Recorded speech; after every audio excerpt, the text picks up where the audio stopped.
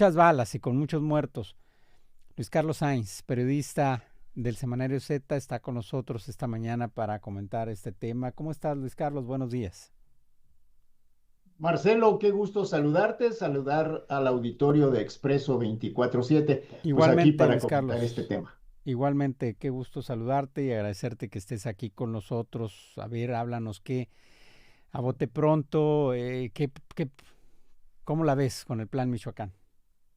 Plan Michoacán por la Paz y la Justicia, o también conocido como el Plan Paricutín, contempla, de acuerdo a lo que dicen las autoridades, 12 ejes para lograr que vuelva la pacificación a Michoacán, una paz que no ha existido en décadas. Aproximadamente estamos hablando desde mediados de los 40 del siglo pasado.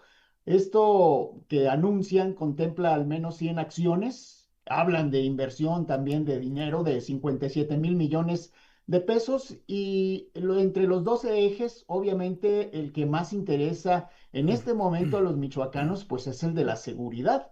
Sin embargo, pues también se habla de otros ejes, de lo que se supone que ya debería de estarse haciendo por siempre por parte de autoridades municipales, estatales y federales, que son atender la cuestión del desarrollo económico, la infraestructura carretera, que están hechas pedazos todas las carreteras federales en el país, agua potable, programas del bienestar, educación, salud, vivienda, atención a la cultura, que sabemos que es un rubro olvidado por las últimas administraciones, atención a mujeres, a jóvenes y la cuestión de los planes de justicia para las comunidades indígenas. En lo que se refiere a este eje de seguridad, Marcelo, se habla del fortalecimiento de una estrategia nacional de seguridad pública con la atención a las causas, educación, empleo, en fin, mucho rollo del que ya sabemos que le gusta echar a las autoridades, pero que no se atiende en realidad.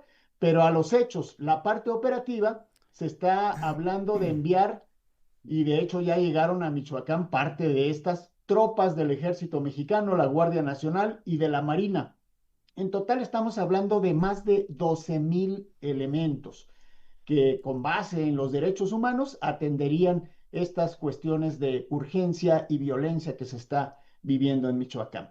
Y para empezar, los derechos humanos de los militares también, te pondría la pregunta, mi estimado Marcelo, Sí. ¿hay la capacidad de instalación para 12,000 efectivos así de inmediato, de golpe, que lleguen a Michoacán? Si ¿Dónde yo los vas a...? invito a dos amigos a mi casa a comer, pues le echo más agua a Sí, los frijoles. sí. Pero aquí llegan 12,000 efectivos de la Marina, el Ejército y la Guardia Nacional. De pronto, ¿también tienen la capacidad para instalarlos? Es una gran duda y bueno, pues es parte de lo que se está viviendo en este México surrealista. Sí, totalmente. Para empezar por ahí, ¿verdad? Porque parecería algo que pues es menos importante, pero estás hablando de las condiciones en las que van a estar esos elementos que van a salir día con día a darte seguridad o a acabar con pues los grupos delictivos, a reducirlos, a disminuirlos, ¿verdad? Pero pues dónde, primeramente, dónde los vas a alojar, cómo los vas a alimentar, cómo vas a hacer que estén bien, que es Ujú. fundamental, ¿verdad? Que estén en buen estado de salud, en buen estado anímico, condiciones emocionales, pues buenas, ¿verdad? Óptimas, primeramente, ¿no? ¿Qué cuestionamiento traes a la mesa, Luis Carlos? Este plan por la justicia o por la paz y la justicia, pues viene a ser algo así como lo que han denominado al rescate de Michoacán realmente, ¿no? Porque pues Sí, las autoridades estatales, municipales no han podido con el paquete y no han podido históricamente. Estamos hablando de que con Felipe Calderón, cuando se inicia esa mentada guerra contra el narcotráfico, inicia en Michoacán con la mentada Operación Michoacán y se sí, enviaron 6,000 elementos del ejército. Ahora estamos hablando del doble, de más de 12,000 militares, sí. y aquello fue considerado pues un baño de sangre. ¿Se espera realmente pacificar con más militares esto que está pasando de la violencia en Michoacán, cuando sabemos que Michoacán ha sido el pionero de la creatividad del narcotráfico en México. Nada más por recordarles, en 2006 inicia toda esa cuestión de los narcomensajes cuando la familia michoacana arroja las cabezas a la pista de baile de un centro nocturno. En 2008 los granadazos en pleno grito de independencia. En 2009 el mentado michoacanazo con 11 alcaldes, entre ellos el de Uruapan, que fueron a dar a la cárcel por supuestas ligas con el narcotráfico y que Ujú. resultaron ser falsos los testimonios. En 2013, el nacimiento de los autodefensas. Luego tenemos en 2019, cuando criminales retuvieron a un pelotón del ejército mexicano que había asegurado armas de fuego, los retuvieron durante más de 24 horas y los obligaron a devolverle las armas. También en 2019 colgaron 19 cuerpos de puentes peatonales y vehiculares en Uruapan. Y en 2022 se difundió el video aquel donde delincuentes, miembros del crimen organizado, corretean vehicularmente a tropas del ejército mexicano en Mujica.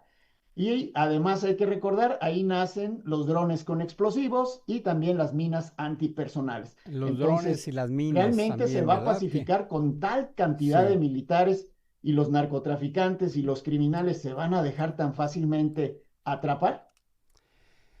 Sí, y bueno, y hay que voltear a ver, al momento de cuestionarnos si va a funcionar, pues por la víspera se saca el día, como dicen, hay que voltear a ver al estado de Sinaloa, ¿verdad? Que pues Claro. están mande y mande elementos y no logran pacificarlo, al contrario. Ahora, ¿qué va a pasar también con el mentado efecto cucaracha?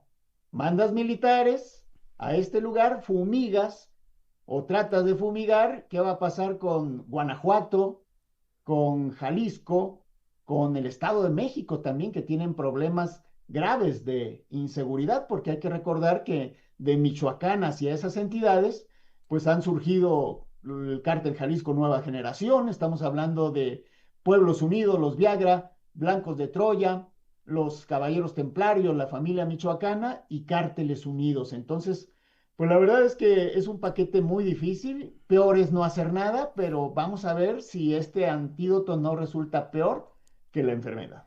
Peor es no hacer nada, pero ya, pues ya se han hecho muchos experimentos, ¿no? Y no ha pasado nada ahí propiamente y en, en Michoacán, ¿no?